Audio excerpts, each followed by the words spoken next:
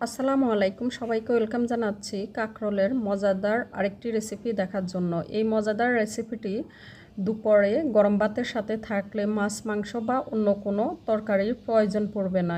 এই রেসিপিটি তৈরি করার জন্য আমি এখানে ফ্রেশ কাঁকরোল নিয়ে নিয়েছি 5টা, দেখতে পাচ্ছেন।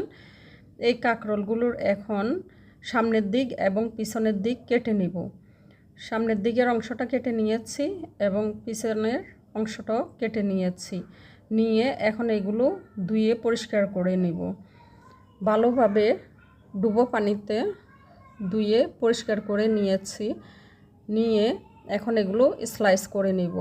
অবশ্যই কচি কাঁকরোল নেওয়ার চেষ্টা করবেন, তাহলে টেস্টটা অনেক ভালো আসে। কিভাবে স্লাইস করে নিচ্ছি একটু দেখুন, কতটুকু মোটা করে।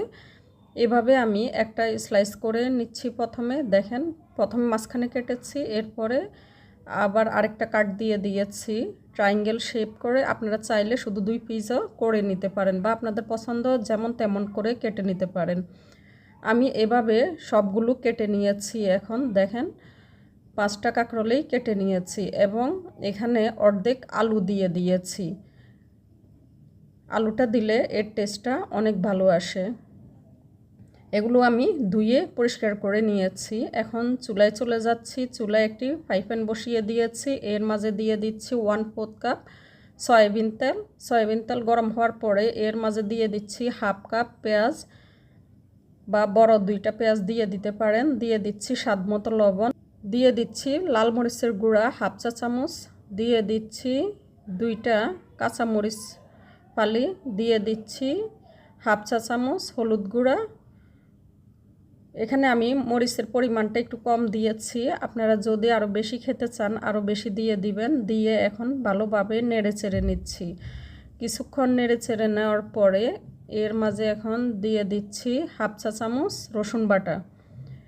রসুন বাটা দিয়ে আবারও একটু পানি দিয়ে দিচ্ছি। এর মাঝে 1/4 কাপ পানি, অর্থাৎ 1 কাপের 4 ভাগের 1 ভাগ পানি দিয়ে দিয়েছি। দিয়ে কষিয়ে নিচ্ছি, না হলে মশলাটা পুড়ে যায়, খেতে ভালো লাগে না। তো আমি একদম পানিটা শুকিয়ে ফেলবো। দেখেন, যখন তেলটা বেশি উঠেছে তখন এর মাঝে আমি চিংড়ি দিয়ে দিয়েছি 1/4 কাপ। এটা আমি দেশি চিংড়ি দিয়ে দিয়েছি। এই চিংড়িতে এই রেসিপিটা অনেক টেস্ট হয়, তাই অবশ্যই দেশি চিংড়িটা দেওয়ার চেষ্টা করবেন। মরিচের গুঁড়া আমি আরও 1/2 চা চামচ দিয়ে দিয়েছি। আপনারা আপনাদের স্বাদমতো দিয়ে দিতে পারবেন, যতটুকু খেতে পছন্দ করেন। এখন আমি কিছুক্ষণ মাছটা কষিয়ে নেওয়ার পরে প্রায় 3 মিনিটের মতো, তারপরে এর মাঝে দিয়ে দিয়েছি আগে থেকে রেডি করে রাখা কাঁকরোল এবং আলু। দিয়ে এখন মশলা এবং চিংড়ি মাছের সাথে নেড়ে চেড়ে মিশিয়ে নিচ্ছি। উপরগুলো নিচে, নিচেরগুলো উপরে দিয়ে ভালোভাবে মিশিয়ে নিতে হবে। এরপরে ঢাকনা দিয়ে ঢেকে দিচ্ছি। ঢাকনা দিয়ে প্রায় 5 মিনিট ঢেকে আমি রান্না করে নিচ্ছি। দেখেন, এই পর্যায়ে আমি চুলার আগুন রেখেছি মিডিয়াম হিটে, না হলে তাড়াতাড়ি পুড়ে যাবে, খেতে ভালো লাগবে না। আপনারা যদি পাইপ্যান ইউজ না করেন, দস্তা বা টিনের কড়াই ইউজ করেন, তাহলে চুলার আগুনটা একদম লো করে দিবেন, কারণ পুড়ে যাওয়ার চান্স থাকে। এখন আমি আবারও ঢাকনা দিয়ে ঢেকে দিয়েছি আরও 5 মিনিটের জন্য।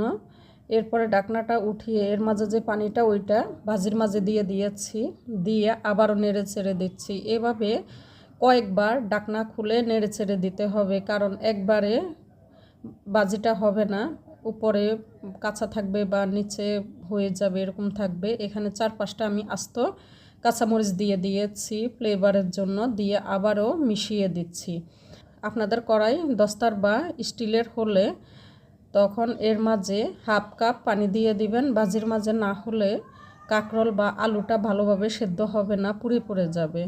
আমি আবারও ঢাকনাটা উঠিয়ে এখন নেড়ে দিচ্ছি। এভাবে প্রথমে বলেছি 3-4 বার আমি ঢাকনা খুলে নেড়ে ছেড়ে দিব। নেড়ে ছেড়ে দিয়েছি। দেওয়ার পর এখন দেখেন আলুটা হয়ে গিয়েছে, আপনাদেরকে দেখাচ্ছি। এভাবে যখন হয়ে যাবে একদম লাস্টে এখন আমি সামান্য পরিমাণ ধনেপাতা দিয়ে দিচ্ছি। আপনারা যেমন খেতে পছন্দ করেন ধনেপাতা তেমনই দিয়ে দিবেন, আর যারা খেতে পছন্দ করেন না, না দিলেও চলবে। ধনেপাতা দিয়ে ভালোভাবে মিক্স করে এখন নামিয়ে নিচ্ছি। ভাজি হয়ে গিয়েছে।